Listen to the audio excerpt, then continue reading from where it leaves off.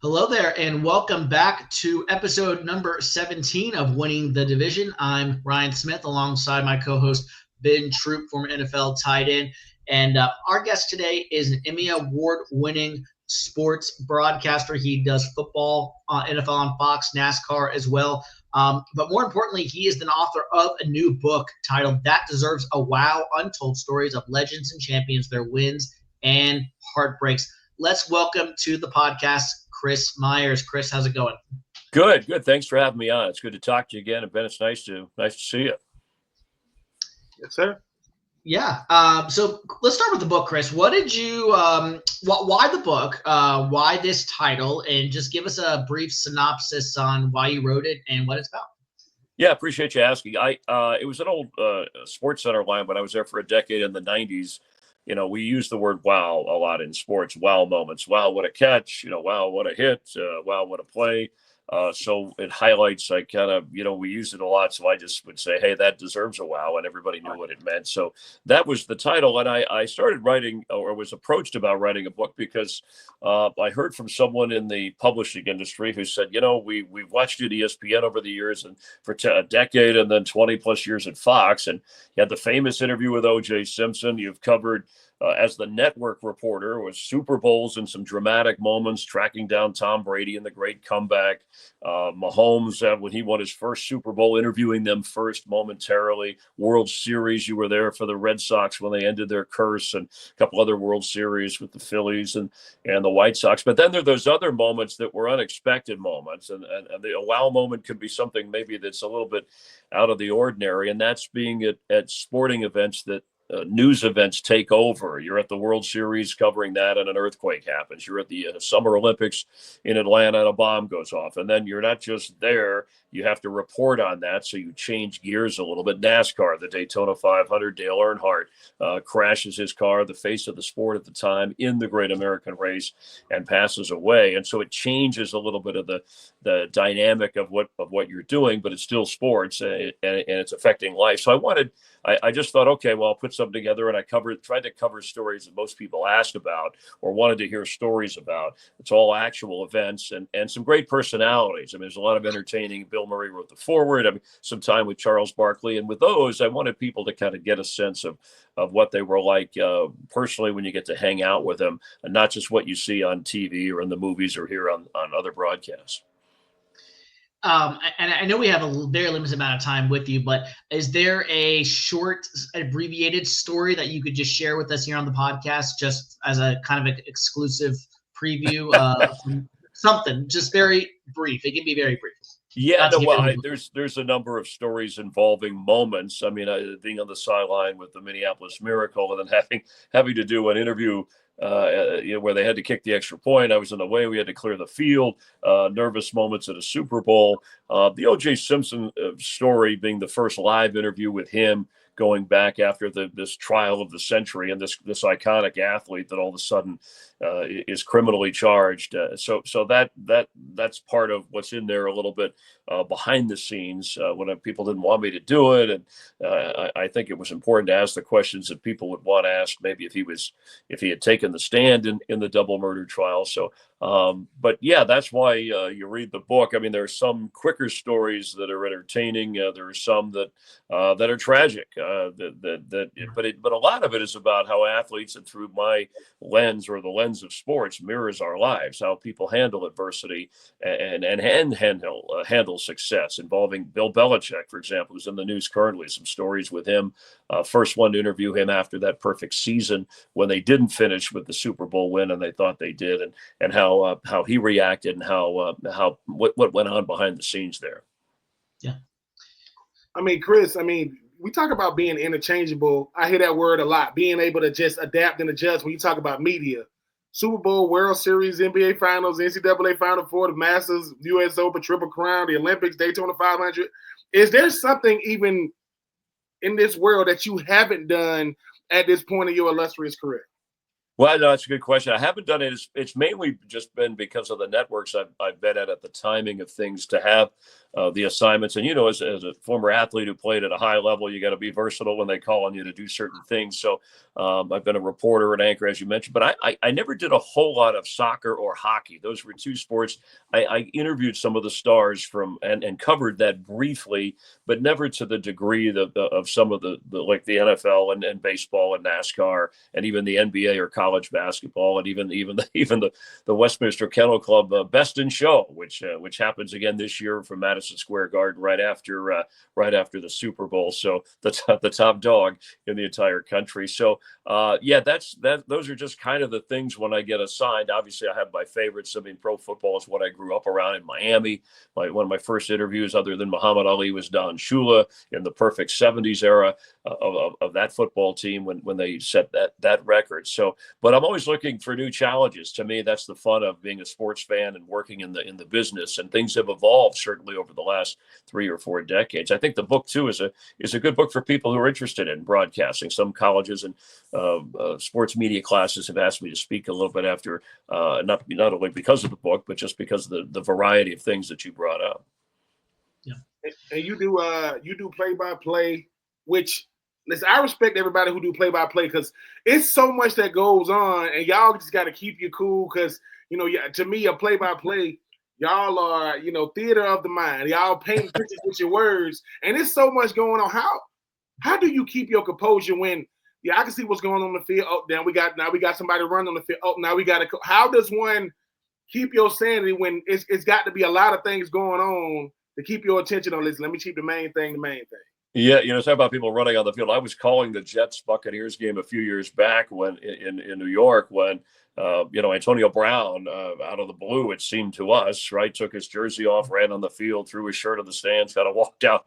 So we had to react. Obviously, we have a lot of cameras that help us out. But you mentioned theater, and I always, Shakespeare wrote about, the play is the thing. And so for me, the game is the thing. And as long as you keep the focus on that, yes, we add personalities and we do interviews and that type of thing. The hard part, though, is is maintaining that impartiality. You get accused a lot. And I just root when I'm calling a game. Yeah, there's certain people you root for that are good guys or an underdog or whatever. But I always want an overtime game to me, because that way both teams are in it and people are watching maybe that aren't even diehard fans of that kind of those teams. And so it means, it's a competitive, and somebody, even though they're going to win, they at least, had the losing team at least was there at the end and had a chance to win. So that's kind of where my rooting interest goes. But yeah, you have some support, and especially the technology today, it really helps in the preparation as we do different games each week, at least at the network level for Fox. It might be the Eagles one week or the Lions the next week. And so the fans know their team better than anybody.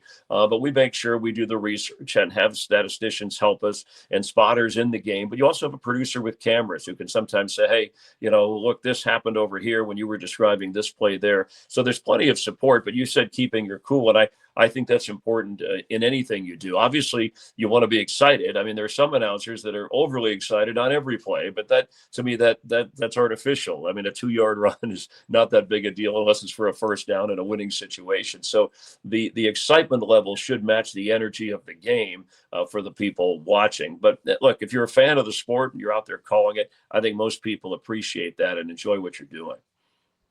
Yeah. Talk about your themes from this NFL season so far. We're in week 15, 4 weeks to go. The stretch is coming. But what have you seen from this NFL season? Some of your takeaways, some of your themes that will define the 2024 season as you see it. Well, one thing is, I mean, just some shabby this year. I mean, some disappointment from the Jets and the Giants. I mean, that comes to mind. Whatever expectations were, they have fallen short, and we can nitpick and tear them apart. But we'll spend time. I'd rather spend time on the good teams and the excitement and some of the surprises. I mean, what Harbaugh has done with the Chargers and put them in a position, what Sean Payton has done with Denver. These are teams. You have your usuals. Obviously, the Chiefs being, the Chiefs story, everybody keeps waiting for them to tumble, and I don't expect them to three-peat.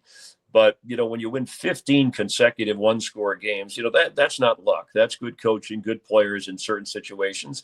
And teams are getting better and giving you their best shot. I really love the Lions story, having Detroit having called a lot of their games in the years where they weren't very good. And then some of the early games when Dan Campbell took over and Jared Goff kind of cast off by the Rams is there and has played like an MVP. And so they've had some injuries on defense, but they're still, to me, the team to beat in the NFC. The Eagles have done well. I've gotten to call some of, as I mentioned, Philly and Detroit games. And then you have divisions that are kind of close, even though the records aren't impressive, in the NFC South.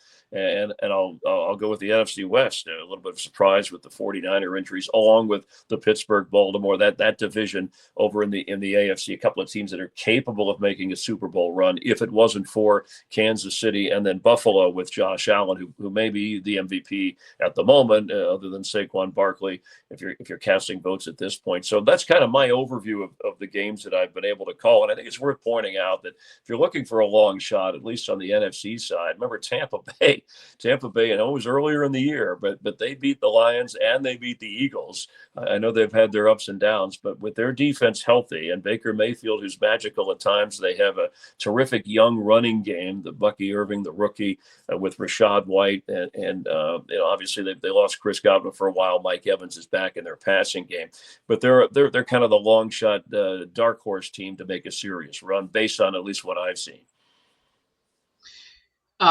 Speaking of what you have seen, I know you've been on my other podcast, Inside the Vault, for the Panthers. You've called some Bryce Young games this season. So talk to me about Bryce Young's resurgence. What have you seen out of him? I know you haven't called all of their games, but it's night and day what he's been doing these last 5 weeks, ever since really Germany, to what he did weeks 1 and 2 before the benching, which I think is honestly the best thing that's ever happened to him. Yeah, Ryan, I'm glad you brought that up because I was excited for him, and I did his very first NFL game, and then a couple of games through that rookie year. Obviously, coordinator and head coaching changes, and what a mess. Yeah. And then I did his first game in his second year, and I thought, wow, he had regressed a little bit. It was a quick judgment, but then obviously he went to the bench. We did some other Carolina games, Mark Schlereth, Mark Sanchez, and people that I worked with.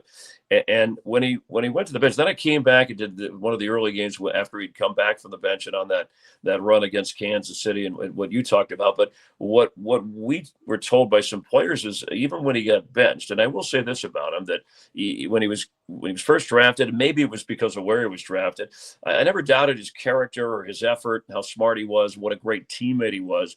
But I thought, well, the physical skills maybe is so different than college. But he's held up well after that benching. What we heard from players about that was how well he attacked when he was benched. Instead of pouting or complaining, he ran the scout team, and the defensive players were wowed by what he was doing and it loosened him up a little bit. So he's playing a little more like, and I give Dave Canales credit for gearing things to his game, to Bryce Young, a little Alabama style Bryce Young football. But Bryce has done his part in studying and preparation, and through it all was a real professional for a young guy going through a tough time. So I think there was some doubt, but I think they found their franchise quarterback. I totally agree with you. And Ben, as a Falcons fan, it hurts him a little bit. To your quarterback over there. But even you mentioned it earlier, though, because you talked about, Tampa Bay, Baker Mayfield. You talk about a guy like Jared Goff, number 1 overall picks that didn't become franchise quarterbacks for the team that drafted them, but you see what they're doing on the teams they own. How, Ryan talks about this a lot. How hard is it for a number 1 overall pick at quarterback to have any success if he's not leading his team to playoffs and Super Bowls? And sometimes a change of scenery seems to be doing really, really well. And Sam Darnold is another one. How well do you think these guys do in other places when the pressure is off from the original team that drafted them? I think that's part of it, the pressure. I think the other part really is stable coaching, right? And support around that top pick. Usually the top pick goes to a team that doesn't have a lot around it, which is why their record was bad, unless they made a trade. I also got to call the same year a number of CJ Stroud and Houston Texan games, and they came from rock bottom, and Stroud took them right to the top. I mean, to the playoffs, and that's a rarity. But he had some solid coaching around him. They didn't change coordinators. players. They didn't change head coaches. They drafted some people to support him, and how you do that. And you do have to be patient. So I think it's two parts there. Yeah, there's pressure on the guy to perform, and maybe sometimes it's where you are. Are you in New York with that pressure, or are you in a Houston or a Carolina, or you just put pressure on yourself? Look, if you played at a major college program like Alabama, and then you should, and I think Bryce Young, that's one of the ways that he handled things well, because he was coached by Saban and he experienced some of the things at the highest level that you can play in football. But ultimately, and this is what I worry about Caleb Williams, I think the guy's got game here. I just think they're making a mess of things with the way they've handled the coaching and the support around him. And you hope already, and you don't want to get your guy beat up either. We all know the story of David Carr going back historically in Houston with the number of sacks, and his career was never the same. So there's no magic formula or everybody would have it figured out. But at least at a guy like Young, I saw it in CJ Stroud, and it's a great story that guys like Baker and Sam Darnold, maybe it's maturity and comfort level or coaching or just better teammates and support, but they do get better with some seasoning. And Rich Gannon, historically, if you go back, a cast-off who finally took the Raiders to a Super Bowl, is along. So these stories come up more often, I think, than we realize. Going out the door, I know we only have a few more minutes. What game are you doing this week? Tell us what you're looking forward to in that matchup and what to watch. Yeah, well, it's interesting. The game we have, and a lot of games are being split up because of flexing, so the inventory for Fox is limited. But I happen to have the Jets game, and it's always good doing a game in New York. But I mentioned there was and speaking of quarterbacks, to me, the story, obviously they're out of the playoffs playing Jacksonville. There's another example of a top pick in Jacksonville. Obviously, he's injured this year, but someone with coaching changes, and so maybe he hasn't been developed enough.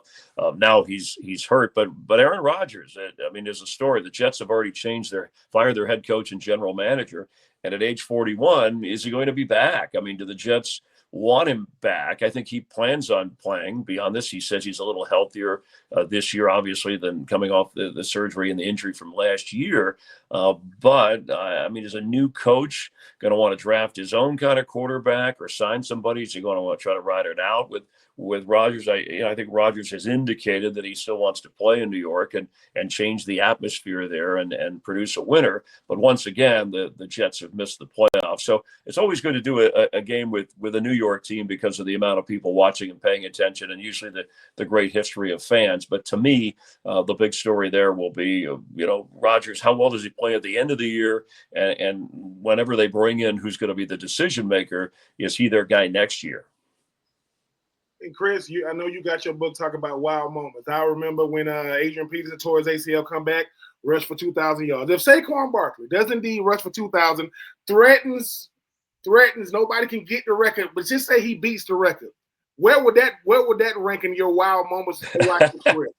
Yeah, that would be an MVP wow moment because he's also playing. He's helping his team win, right, to get into the playoffs. And I know it's a regular season award, but he could take them even further. And that's the other part. I know sometimes it's a guy could have a great season, but his team isn't in the postseason or isn't contending. He's a very unselfish player, as you know, and what he's and look, the Giants regretted it the moment they let it happen, which is still part of their downfall. But I'm glad to see him have success. Unfortunate for the Giants that it's in the same division. But he's a terrific person to talk to. He handled, I think, a very awkward situation with the Giants. Or initially, he wanted to stay there. He wanted to make it work. They botched that. I think he handled that professionally and so well. And that's why I'm glad he's kind of having the success he has. Well, on this, as I said at the top, my guest today has been Chris Myers here on Winning the Division, this shortened episode with myself and Ben Troupe. He is Chris Myers, the Emmy Award-winning Fox broadcaster, author of That Deserves a Wow, Untold Stories of Legends, Champions, Their Wins, and Their Heartbreaks. Chris, as we let you go, tell us where we can find you social media-wise. What things are you doing coming up that people should look out for, and anything else that you want the people to know about the book? Yeah. And we'll leave it. Well, thank you. Yeah, no, I appreciate that. Yeah, the book, HarperCollins, the publisher, Amazon's an easy way to order online. I also did the audio book, so you'll hear, my voice through, and a lot of it is NFL and football, but there's some other sports, as you both had mentioned, and I appreciate that. But it's at Barnes & Noble, most bookstores, Walmart, Target. If they don't have it, you can ask for it. And for me, chrismeyersports.com is a website. I put up some football notes called the Daily Briefing. You can also purchase the book through there. There's a link to click on to order it, and it's Chris Myers Fox on Instagram and _Chris Myers on X, and I appreciate it. If you're not connected to social media, you're not connected. So, but I hope people enjoy the book. I hope they're entertained by it. I hope they're moved by it and inspired too. I think it'll inspire a lot of people because it's based on actual events and real people that we all know and have heard of, from Kobe Bryant to Wilt Chamberlain, from Tyson to Ali, a number of the NFL guys that we've talked about. All right. Well, that'll do it for us, Chris. Thanks so much for your time. We know you're busy, and we'll talk to you down the road. Thanks again for coming on Winning the Division. I appreciate your help. Thanks for having me on. And that'll wrap up this episode of Winning the Division, episode number 17. Remember, you are either in the division or you are winning the division. We'll see you guys next time on Monday for our regular scheduled episode number 18.